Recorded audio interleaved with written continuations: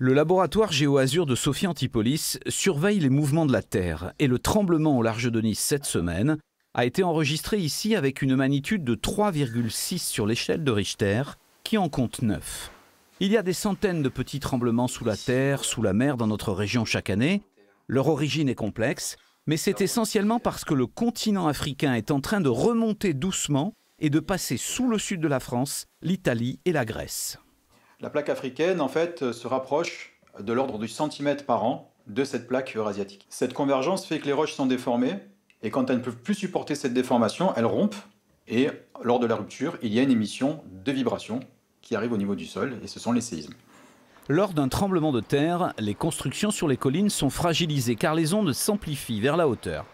Il y a eu des séismes meurtriers au cours des siècles sur la Côte d'Azur, dans la Vésubie qui est un site à risque, et puis surtout, en 1887 en Italie, à Nice et Menton, avec en plus un tsunami.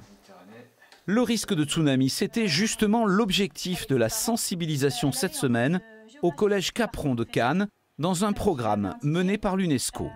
Les signes naturels d'un tsunami, ça va être par exemple un gros bruit, un gros impact, comme une explosion en fait, qui va arriver si un tsunami arrive.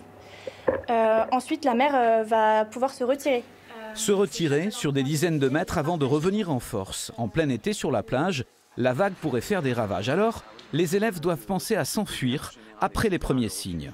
J'ai retenu qu'il faut monter dans les hauteurs.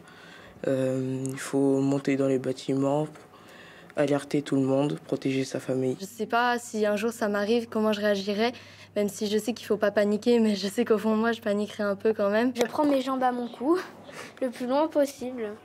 Et tu cours? Oui, je cours. Malgré tous les progrès scientifiques, il est aujourd'hui impossible de prévoir un séisme et son intensité.